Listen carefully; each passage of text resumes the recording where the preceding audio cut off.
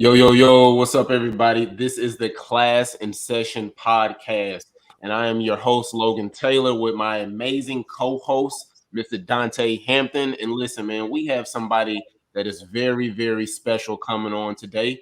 She is definitely such a gem, man. Listen to me. The gems that, that she's going to drop, man, like I really need y'all to listen and take notes because she's worked in education and now she's an entrepreneur, and just being able to shift like that, man, that's such an amazing attribute to have. So I want to bring on Ms.Tashina Calhoun. Listen, guys, listen. Please listen to what she's about to say and take notes. All right, Dontay. Yeah, so Ms. Calhoun is the founder of a nonprofit One Belief organization, as well as Mental Health is Great Wealth. She resides in Texas, and she brings awareness to the mass community. In her community, she serves as the president of the organization as well. She also is an entrepreneur, as Logan said, educator, mentor. I mean, basically all in one. She does it all. She has it all going on. And so she'll get in and tell you a little bit about herself. But like Logan said, this lady is special. She does a lot of stuff. She's a first responder as far as being certified. She just I'm just gonna let her tell it. Just gonna tell them everything. You have so much going on. I'm just gonna let you tell them. Go ahead. Well, first of all, thank you both for allowing me on the platform. I'm super excited to be here. Like Y.B.Normal, we're doing some different things. So super excited to be here with you guys and just jump on here and talk about the things that we can add value to the community that you serve, that we serve, that we live in. So just glad to be here today with you both. As they said, I'm Tashina Calhoun, based in Dallas, Fort Worth. I'm a mother, entrepreneur, former educator, did that for about a decade, and then transition to entrepreneurship. But anything that we can do to add value to our educators and the community, I'm all here for it. So I'm ready. All right, perfect. All right, so they don't know, but you did. It's kind of crazy how you tapped into the education world, because a lot of people think you have to do the traditional route, but for you had a skill in coding, and you was able to teach that as far as the introductory, as far as getting into engineering. How did that start? How did that come about? Well, just teaching in general, I always had a passion to teach and educate, even before I was an educator. So I remember when Obama was being sworn in as president and just sitting there watching it. And I was just like, man, I was already working with our youth, but I was like, what can I do to do more? I was already taking pictures on the side, but it really wasn't a business at the time. And one of my clients, who was a principal, she was like, we offer this in the schools. And I was like, really? And I just never really thought about, the way that education had evolved over the years from when we were younger. I think I had like typewriting, business courses, but never anything where it was like hands-on, where we can be like, oh, this is something that we can allow youth to experience. So I started to explore that more. And so I went through proper steps through the state of Texas, got certified in communications and technology education certification. So it covers a multitude of things. And when I first started teaching, I was teaching web design, which I already knew how to design webs, and I did coding. So it kind of was like, oh, okay, I know how to do this. But then also I was able to teach photography, which was a business that I was already forming in servicing clients. And so being able to get into the classroom in that space, I was excited because most of the kids wanted to be in the class. Every now and then I had those kids is like, I ain't even asked to be here. And I'm like, well, you here, but in most cases, in an elective class, the student is choosing to be there with you, and they're showing up there to learn that elective. So that is how photography and teaching came in. And I was just excited to be there and serve because, as I said, most of the kids wanted to be there. And so the fact that they wanted to be there and the fact that I was passionate about what I was sharing with them, it was just like a no-brainer in the classroom. That's awesome. That's awesome. And just for the viewers and everybody, I just want y'all to know, y'all heard that correct. She didn't start out wanting to be a teacher. She got a certification, and then because she already had the skill. So let's go back, just so y'all know, for y'all people who out there who maybe want to be a teacher, who maybe want to impact the kids, you don't always have to go the traditional route as far as getting a degree and all that. You can have a degree in something totally different and get a certification within that skill to help our youth.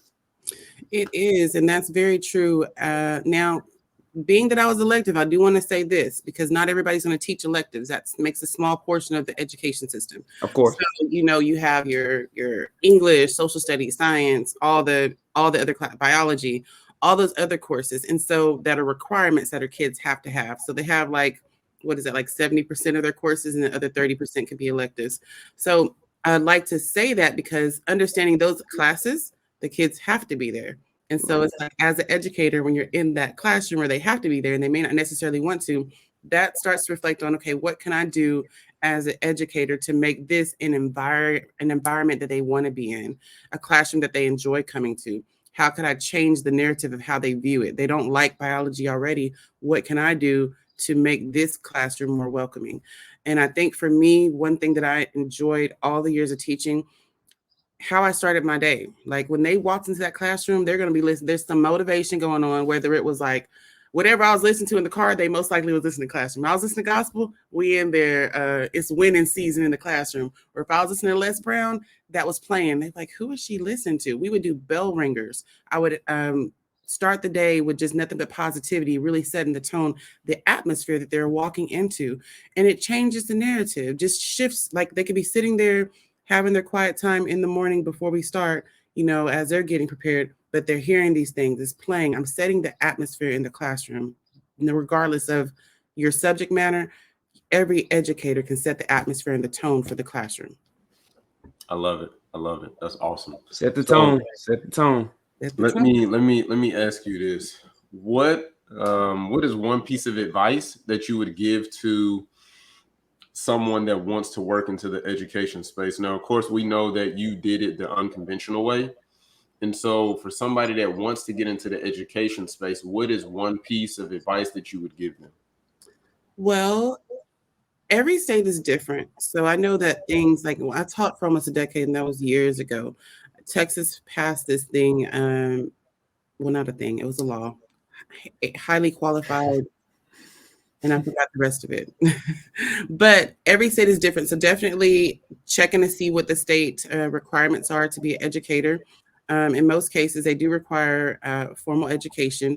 And then when you're going into something such as electives, they may have some flexibility as it pertains to your experience in the professional realm. So if you're teaching business courses, entrepreneurship, they may be more flexible with that, as to say you want to go into teaching social studies and you don't have a former background in that. So just being educated on what it is that you're wanting to do going into that space. Once you're in that space, the other thing that you have to understand is knowing where you're going. The students that you're serving, there's an array of students, some that are wealthy, some that are of a lower income level. Understanding the education system, the facility, the school that you're walking into, and how you're going to connect with those students and how you're going to get those students to want to learn and like you to learn from you. I love that. I love that. So let me ask you this. Did you ever have to do, so I know professional development, I know teachers do professional development. Was there any type of professional development in regards to being an elective teacher and things of that nature? Or was your personal development kind of the same like some of your peers that taught science or social studies or math or ELA and things of that nature? So professional development, they had it from a district level. We were required a minimum of 12, but it could go up to 24. And so the 12 is always going to be the same across the board. It's no differentiation as far as like, hey, this is what we need you to know. And then the other ones would be based on your area that you focus on. So for me, it was, I was a photography teacher, so that fell up under career in technology. So we had other things that we can explore and do. Now, also where I was at, the things that we were doing, I was in a position where I was able to write curriculum for the district. So my time that I was able to create curriculum for the district, I was able to let that go as my professional development that could count as hours. So, you have some opportunity depending on what they're asking you to do or what's needing to be done to say, be flexible. Like, hey, if I do this for you guys, write this out, can this count as that? But they always have that guaranteed 12, and that 12 was consistent across the board for the district or for what that campus principal felt was necessary for the educators on that campus. That's good. That's good. So I just want to highlight some stuff you done said so far for the people who wants to be teachers or teachers who are already associated in the business right now. She did say set the tone as far as atmosphere, as far as knowing your audience, knowing your demographic, knowing what teachers, I mean, teachers as well, but also knowing what students you're going to be around so you can actually have a connection there. So I just want to highlight that for our viewers and our listeners, all educators, make sure you know your demographics as far as what kind of students will be in your building, low income, middle class, exactly you're dealing with. But why did Add value to them. what That's you say? I'm no, sorry. add value because they're kids. They're still human beings. And I think what I didn't like, what I would see sometimes is where I felt like some teachers didn't respect the youth because they had a lack of respect for them. They're still human beings. We do have to respect them. Even though they're younger, there's a mutual respect. So I think that that plays a huge role in just really knowing like when you're going into that school, that classroom, you're there to serve. We're there to serve. We're educators, but we're there to serve and add value. So what we're doing, we're modeling how we want them to be always. Okay. So why did you get into it? What was your feeling to where it's like, you know what, even though somebody reached out to me as far as education, what made you say, okay, I'm ready? I just always wanted to add value to our youth. I was I had a good upbringing. I was raised with my grandparents. Both of them were there. My mom was there, but my mom had me young, Yeah, so I was a granny and pawpaw baby. But I just know that I was always doing the most as a child. I was like, turn up, turn up, turn down for what? And I just know that I needed to have somebody there who I could talk to, who can like, hey, you might want to do this. Hey, you might want to do that. Little just kind of steering me along the way. When I was teaching, I connected so much with the youth. They would always be coming to my classroom, Miss C, we got to talk to you. Students that were my students and some that weren't. And I was like, y'all have to go to class. But I saw the need there. And even before I knew the need before going there, I just wanted to add value, whatever that is, if that is helpful tips about life, because you talk to them about so much more than just the course at hand. They need tips about life. They want to know about just being better students, how to be better in their families, how to be better friends. So really absolutely. it's more so life skills. And I think one of the things we talked about is like, what do we wish that, or what would I change about the education field? The kids need life skills. We need to know how to have better life skills, healthy relationships, healthier individuals, clear mindsets. And as we're able to take care of ourselves as adults, we know we can't pour from an empty cup, right? So it's like the kids need the same thing. They need to know they can't pour from empty cups. They have class. Some of them have jobs. I was teaching high school.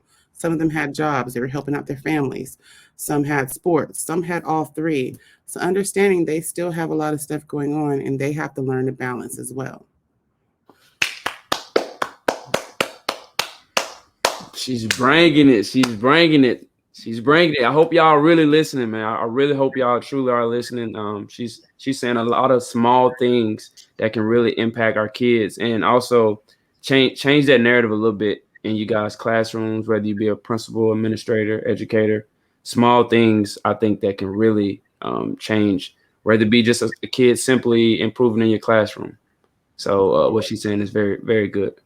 But that also Absolutely. goes for the adult as well. We can't, as an educator, there's so much is packed on as teachers. Teachers can't pour from empty cups. When I was teaching, let me see, I was married and then I went through all of that stuff and then like, separation, divorce, and then having a business outside, have kids, and my son was young at the time, so he had like all these different extracurricular sports. So understanding that as educators, we have to find a good balance when it comes to work, personal life. If you have an outside business, if you have children and children have extracurricular or they have their little play dates, educators have to balance that stuff out too. There has to be a work-life balance because teachers can't pour from an empty cup. Not to mention you have the lesson planning, you have planning periods, PLCs, where you got to meet with other educators and talk about more lessons. And then you have your professional development. That is a lot. So just finding out what that looks like for you taking care of you as an educator so that you can show up in the classroom and be the best person you can. What that looked like for me during teaching, I was going to bed at 8 o'clock at night because I needed all my rest. So I had a very, very tight schedule, and there was no wiggle room. But on nights when I could, I was going to bed at like 8 o'clock at night because I needed rest so I can get up early in the morning. I would be up sometimes. Now, mind you, I had a business outside of school, so sometimes I could be up early, like 4, and in my times where I wasn't taking care of myself properly, I could be up early as 2:30 or 3 in the morning, trying to take care of work before work.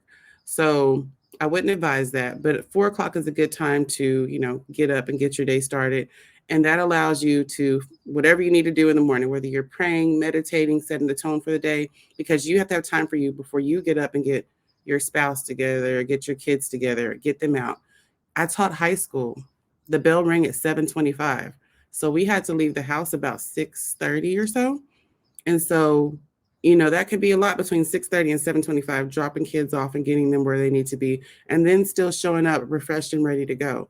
So to do that, it required a lot of proper time management, a lot of scheduling and being efficient, sticking to a schedule, but still having little windows of time where I'm able to be like, okay, I have this window of time I can take for myself and just be to myself, think and meditate, just have quiet time because we need that. And then some days, the only quiet time I got was in the car when I was leaving from work to go pick up my daughter or my kids from school. So just finding out what that looks like, because as an educator, there's a lot that we have to do. We have to show up in the classroom, you have to show up for your coworkers. So making sure that you're taking care of yourself in the meantime and you have a healthy balance from school to home. I would focus so hard on making sure all my lesson plans were done during the school day. I didn't want to take too much home. I didn't want to be at home and not be present. So I was making sure that I maximized my planning periods to do that. I didn't want to be the teacher on the weekend trying to write lesson plans on Sunday and then not being able to enjoy my actual time off. So you really have to plan your time efficiently to make sure that you're present at school. And then when you're home, you're present at home. That's That's good. good. Because I was I actually like getting that. ready to ask you about work-life balance. Oh, So you went right into it. So that's good. So She on let fire me, right now. man, listen, she killing it. So let me ask you this. I know you said you were a teacher for a decade. How did you, if you did, now if you did, how did you avoid um educator burnout? If you did, if you didn't, then go into that and explain, you know, um, how you overcame that. And what was that season like to, go through educator burnout? Because we know that coming out of, COVID, you went from virtual to now these kids are going back and they're being there physically and being there and interacting with each other, and the teachers are even more prone to want, what I'm seeing is in the data that I've read is that more teachers are more prone to want to quit. They don't want to be an educator no more. They want to go into a different field. So the, touch on that num- if you could. the numbers of teachers quitting, I read the articles all the time, they're at an all-time high.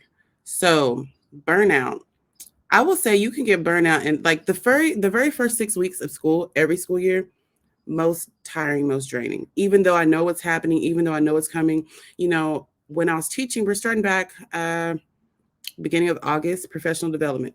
You there 7:30 to 3:30. It's long days. You're not at the school. You might be at another campus or the district office.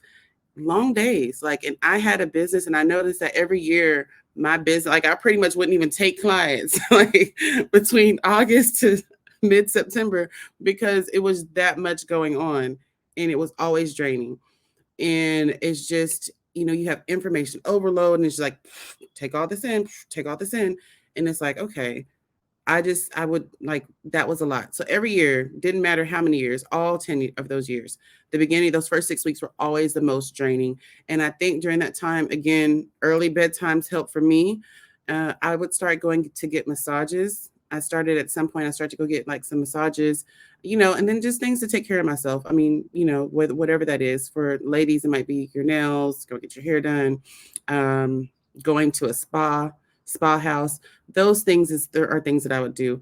I'm really big on personal development. So as much professional development that they would pour down us, I'm big on personal development. So, some of the things I did enjoy in the professional development, but just, when I go to listen to my audios, that's what I would do. And I would just zone out, and that's what I would do. Now, over the course of the years, all the way up to COVID, a lot of people quit. That's actually like right when I made my transition to full time. Because I was working, like when I was working, my business was already at almost all of the salary. Like Texas teachers, when I started, I think they started us out like 50,000 a year in Okay. Texas, DFW. And so there's a sliding scale, but DFW. So when I finished teaching, I think I was like at 56,000 a year. My business part-time was already doing like 40,000. So it was like 40,000, like minimum 40 and up to 50 part-time. So I was almost working the part-time full-time. So it was like it was a lot. It was a lot. And so for me, just making sure to take care of myself, whatever, no, having boundaries in place to set limits, whatever that is. If you have these days, like on my schedule, Wednesday was always a personal day for me. Don't ask me to do anything on Wednesday, not doing it, can't do it. I block it out. Like whether that was a client, friend, family, that was always me time. And it said it on my calendar, I made me time. And so what we need to do, educators, go on your phone, whatever that is, block that out. If it's Wednesday and Saturday, I know for sure mine was Wednesday, and then it would fluctuate from Saturday to Sunday. And on those days, nobody could ask me to do anything, not a client, not my mom, not anybody. The kids, I put up a sign on the door. My daughter, she was younger at the time. She's like, oh, mommy has that sign up again. It's like, don't ask me nothing. And so I remember I had put the sign out the door, and she texted me, my phone was on silent, and she's like, I hit my head.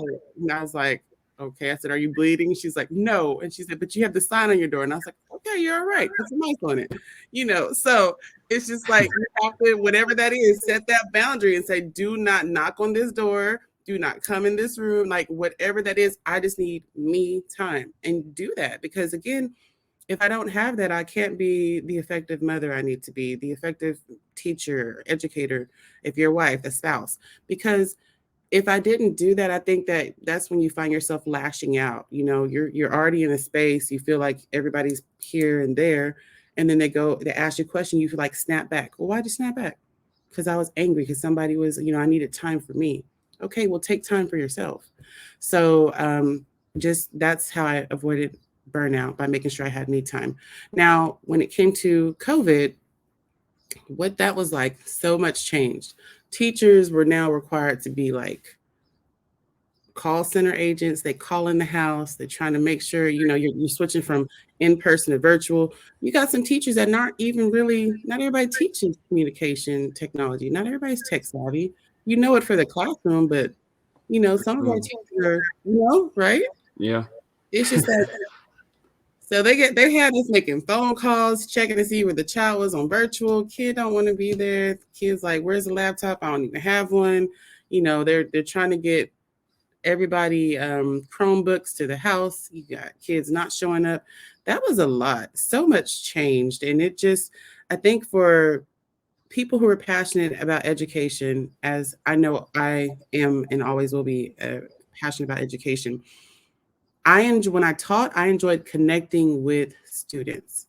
When COVID happened, it wasn't about connecting with students. It was about how many students are present. We have numbers to meet. Um, some schools, if they're low income title, you're getting paid. Paid for attendance. Where are the kids at?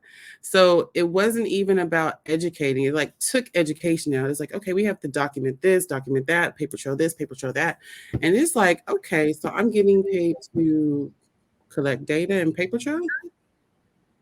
So I think for the people who are the educators who are passionate about educating, you take us out of the classroom, you put us online.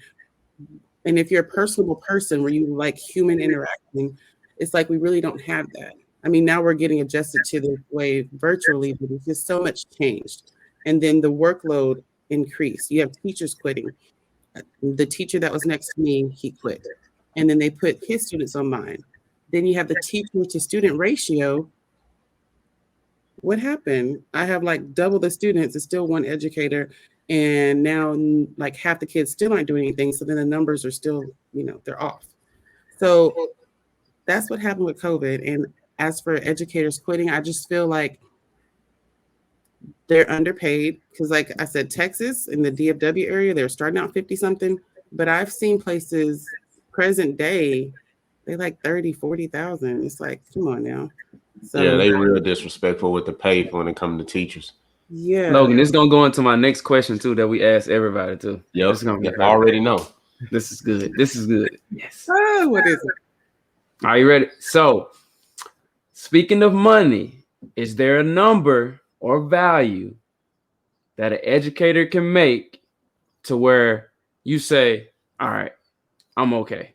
Is there a median to where throughout the country where we could say, hey, we just gonna pay every teacher 80,000, 90,000, 100K, 60K, to where it is feasible to where a teacher, because like I tell me and Logan talk about this all the time. If I put you in a jungle and you don't have anything, it's gonna be horrible. But if I put you in the jungle where you have a camper, you have some water, you have a system, you'll be okay. You can adjust. The main two things that teachers, in my opinion, need is what? Housing, car. Those are the two essentials that have to be done. So if you can get somebody who's 26, 28, 30 years old, even 35, and you have some kind of plan to where you have housing, and it could be a home. You could purchase a small home, standard vehicle. I think those work, but that's just me. So on you though. So your question is there a dollar amount that is a fair amount to pay educators? Throughout the country though, not just Texas. Throughout. Is there a median you think, or in your case you could do DFW since you know exactly what y'all make? Is there a number for DFW educators to say, hey, this works? So for those who want to be educators, because I mean, regardless, we always have to have people who are, we're going to have people who work, we're going to have entrepreneurs, but there's, people fall in different places. Of course.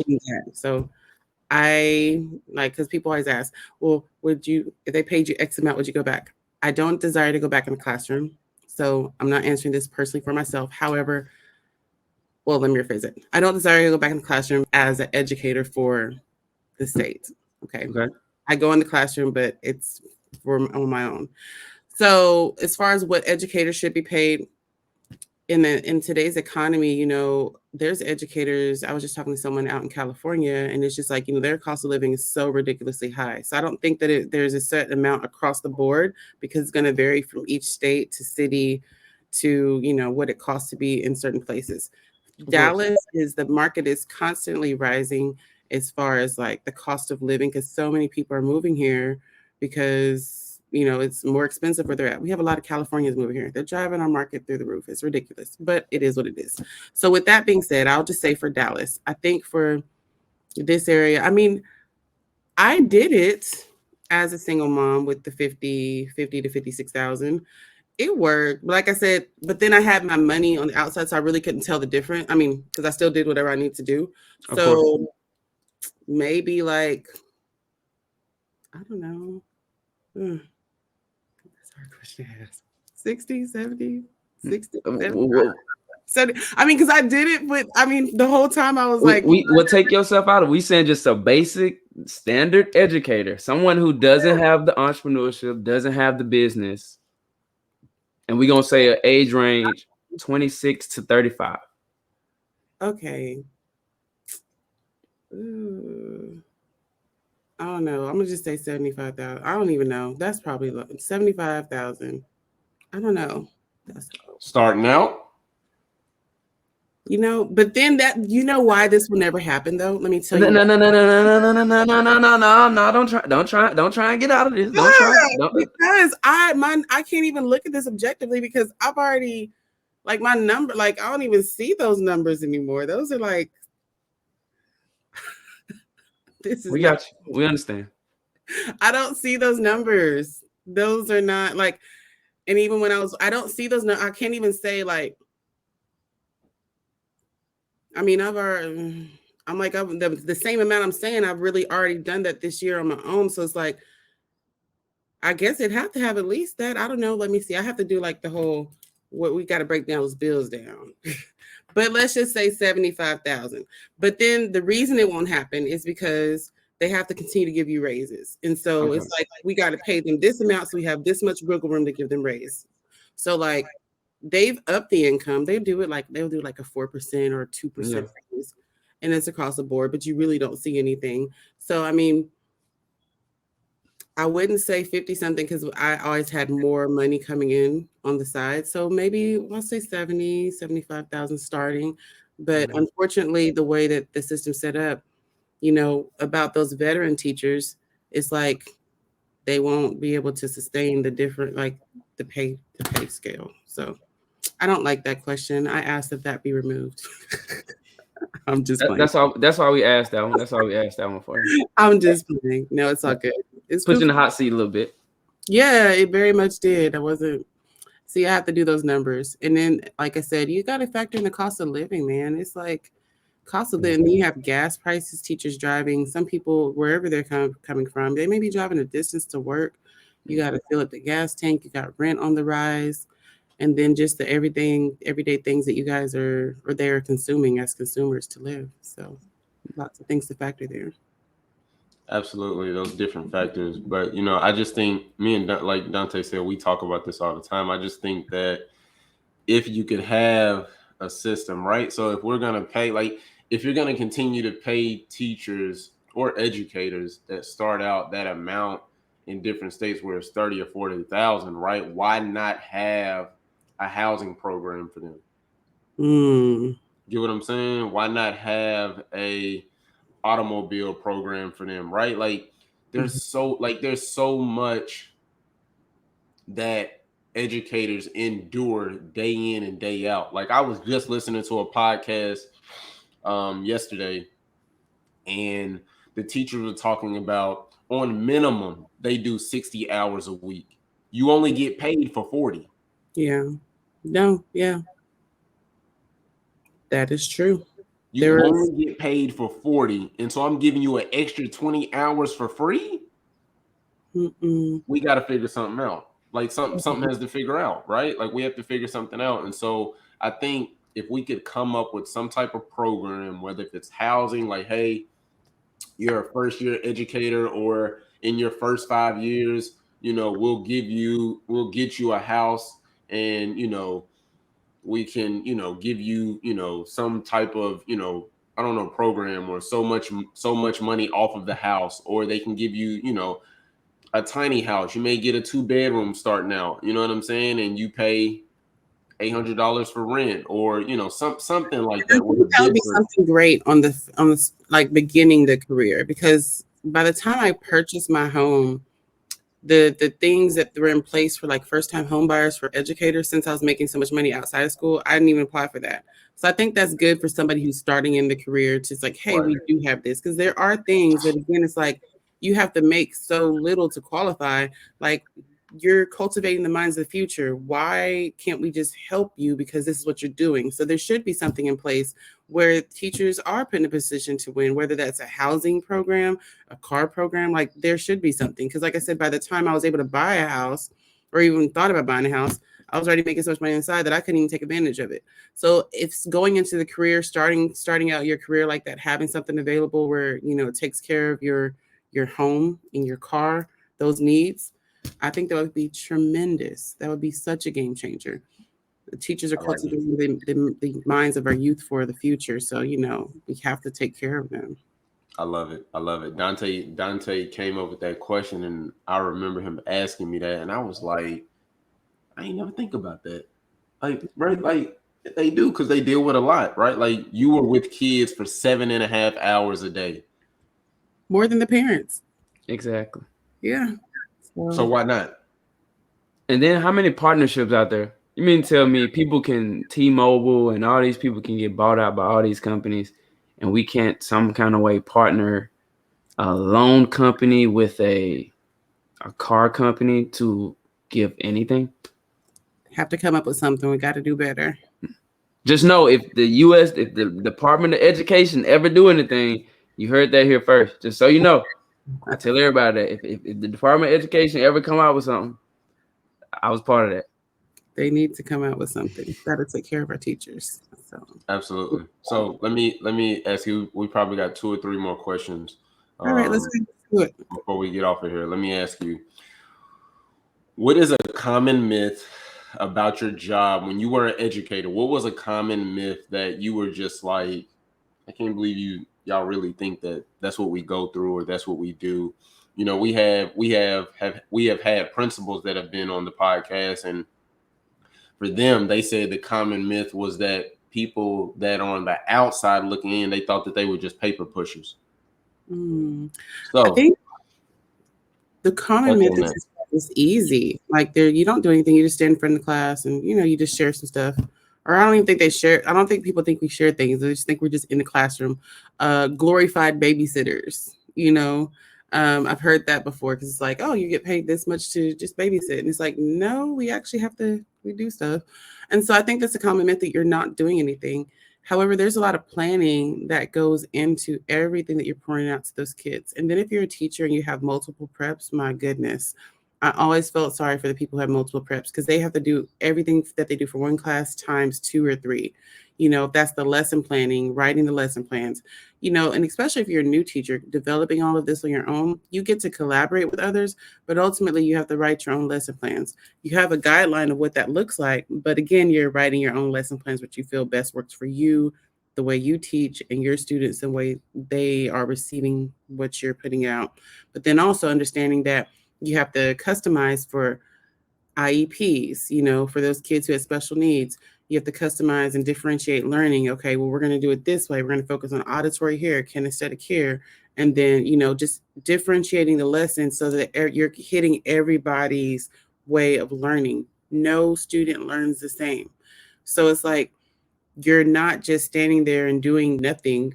Your lesson plan you're writing it for the class as a whole, but then understanding that everybody has a different way of learning. You have to be prepared to deliver that method of learning, how they learn, so they can understand, so that they are successful in your class, so that they are meeting the requirements for the state. If you're in a class that teaches, English, math, social studies, you have to personalize and customize that lesson learning experience for each student. And so it's not an easy job. There's lots of preparation and you're just constantly fine tuning the learning experience. But there's lots of preparation. You have to know classroom management. You have to work with a diverse group of individuals. You got someone over here who's happy go lucky, always happy to be there. You have someone at home that's struggling and they barely made it to school that morning. And you're just trying to be on their good side so they don't, disrupt the classroom environment. So there's lots of different things that you're managing. It's not just you just walk in and show up, okay, this is what we're doing today. Preparation and then customization for each student.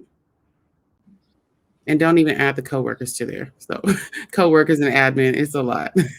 Absolutely. I love it. It's funny you touched on that with the customization. How did you or how were you able, because you said, dealing with a diverse group of students, right? You have some kids that they have an EIP, you have some kids that they, interrupt class, you have some kids that they are, um, visual learners and things of that nature. Like, how were you able to make your classroom run so smoothly with being able to um, endure all of those different things?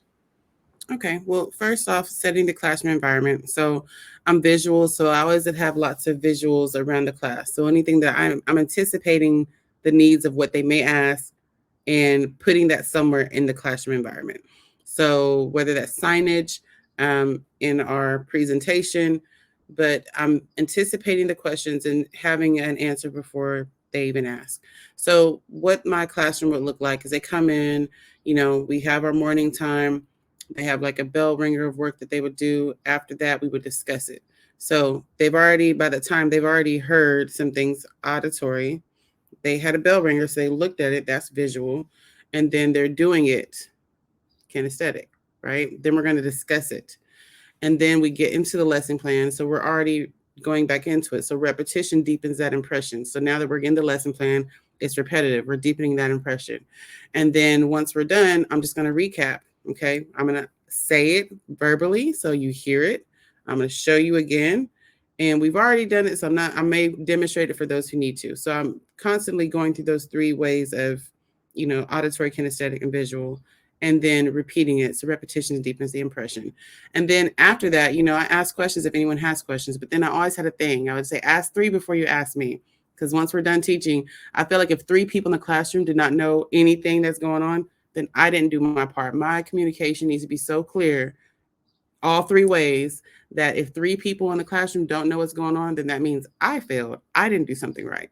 So it was always ask 3 before you ask me. So if they I'm gonna can, use that. I'm taking it. I'm just gonna what tell is you doing? I'm Swiping, taking no that. swiping. Ask 3 before you ask me. I'm taking it. I'm using that. You guys all these good gems and nuggets now. You know what I'm saying? No, we gotta get like a bell. Every time I saw somebody drop a gem or something, we gotta get us a little bell. We gotta But get a bell for that. it's like your communication needs to be so clear. Like, it's funny because in my friendships or my relationships with people, I'm like, I know that I'm a clear communicator. And so, like, I have this one friend, she always be teeter-tot, and I'd be like, and I was like, I know I'm clear and she don't be getting it. And so, like, she was telling me something happened with her the other day with her and another friend. And I was like, so how did it go again? Because I know her communication is not up to par. And I'm like, girl, I was like, I think that's all you. But I think that, again, our communication in the education field needs to be so clear that we're precise and it's able to easy to understand and it's relatable. But also, if you need to translate it for someone else to switch it up to how they understand it, that's how clear it needs to be. So, so that's how I would make sure to hit all 3 ways of learning for the students. All right, we got one more question for you. So this is on a larger scale right here. Okay. So if there's something you could change on the larger scale as far as nationally with the Department of Education, if any, what would it be? For Tennessee, we have standardized testing. We have situations where based on like, for example, a thing I don't like in Tennessee is we grading scales are not based on college scale. Mm. And I talk about that because I'm a basketball coach too, is how is it that in high school you don't have a shot clock, but you go to college, you have a shot clock. NBA, you have a shot clock. Mm-hmm. High school, you have these grades where it's 85 to 93, that's a B. Or 85 or 86 to 92, that's a B. When in college, you go 80 to a 90, that's a B. Mm-hmm. You're talking about tedious things that could determine a kid going to school for free, which is kind of crazy. Mm-hmm. You're talking about 5 points in the sense of where a kid might didn't understand the question or just might be a bad tester to where he might have 384s and now he has a 2.0 instead of a 3.0. Think about that trajectory. But, just some on the national scale, if there's something you think could be changed, what would it be? The way that we do education in America is so different from other countries. So other countries, students are training or learning specifically for whatever it is that they desire to do in life from a young age. Absolutely. So that's something that's like, I'm not on the, I call it indoctrinated learning. Mhm. Training, really not for that. Teach them what they need to know, what they're going to utilize. There's so many things that we were supposed to learn that it's like, for what, I don't. So we're just not even going to go into all that. So exponents, I don't think I've used exponents since it was assigned to me. So my daughter asked me something, I'm like, we're going to ask your brother. And if he don't know, we're going to find out. We'll go to Facebook, ask the Facebook family, who knows. But it's like, teach them things that they're going to learn, what they really will use. And as for standardized testing, what is that really saying? I mean, there's some, and then even with standardized testing, some kids can still get out of it. If a parent calls school and says, my kid has XYZ, they go like, okay, they don't have to test. Or they may alter the tests, or not alter, but adjust them for different testing. So it's like, is it really standardized across the board? Is everybody still being held to that same measure? So it's like, what is the use for it? How is it applicable? And is it even relevant to have? So I think those are things. And if it's not relevant, what can we put the money and the effort that's being put towards that, where else can that be refocused, reallocated to something of more use? So that's my thoughts on it. What would I like them to learn? Life skills, how to be better individuals, how to show up for themselves. Okay. Okay. Yeah. Like I said, I just always ask, it's just you'd be surprised how many people agree with standardized testing. You'd be surprised how many people don't think like me and Logan had a lady and she said she didn't think kids need to be given grades, which Mm. was far. Like when I mean far, like she was, but her theory it made sense though. Ever since she was saying everything was basically the kid was measured by their value and understanding instead of a numerical grade, and it Hmm. was based on like kind of like so it was based on like your success, mid success, and it just went in tiers of that way. But it was based on language So instead of vague though. numerical. That's subjective to who, you know? Yeah, I I'm just get saying it was just a get it. perspective out there. I get it. I think the reason we do numbers is because like it's easy to measure, you know. Right. 'Cause then if you do something else outside of that, it's like how are we really able to measure this? Like, you have a rubric, and it's like, Yeah. okay, you have 20 points, five, five, five, you know. And so, Yeah. okay, where do you fall on this? And it's like it's easy to measure with the number system. So I think I get the numbers. If it's something else that's so vague like that, where it's not numerical, it's like how do you measure that? And it's really subjective to the eye of the beholder at that point. And so there might be too much wiggle room there. So I don't know. But Like I said, it was vague. It was something different, but yeah. I just like hearing different perspectives too. So it was cool. But with regards to what you said as it pertains to grading on a up to 12th grade education, and then going into high school not high school, from high school to college setting, do think that that would be better to have some kind of consistency across the board because it like interrupts everything that you've known up to 12th grade, and you're like, "Zhoop, okay, now it's Yeah. college and it's this way." So Right. that makes sense too. All right, wonderful. I love it. So listen, before we get out of here, Dante did ask that last question, but before we get out of here, listen, I want to tip my hat to you. I want to say thank you. You are such an amazing person. And just to be able to transition from being an educator for 10 years to being an entrepreneur and doing, all the amazing things that you're doing. I love it. I tip my hat to you. And listen, guys, listen to me, listen to me, listen to me, listen to me, listen to me. Make sure that you all tap in with Ms.Tashina Calhoun. Do you hear me? If you in Texas, if you in Oklahoma, if you in Louisiana, New Mexico, wherever you may be, make sure that you all tap in with Ms.Tashina Calhoun. She's an amazing photographer.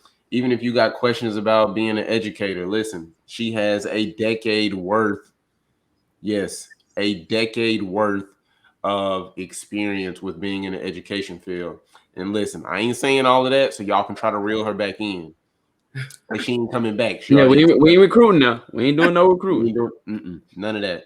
And so, Ah, again, listen, thank you, thank you, thank you for rocking with us, Tashina. Thank you for coming on here. And again, guys, listen, this is the Class in Session podcast. Yes, it Make is. sure that you all like, subscribe, and comment. Listen, the more you all comment, the more you leave reviews, the higher we go up in the pecking order. And again, listen, it ain't about us, right? It's about you all and the value that we add. And so, again, make sure you review, make sure you like, make sure you Yep. subscribe. Hey, share this with somebody. If you find Yeah. value in it, share it with somebody. All right. Again, I am Logan Taylor. I am your host and my amazing co-host for the Class in Session podcast, Mr. Dontay Hampton. Yep. And Yep. Yep. Tashina, again, thank you for coming on, man. We really appreciate you. And thank listen, guys, you. we'll see y'all soon. All right. And Peace. always, Y.B.Normal. Be normal when you can be extraordinary.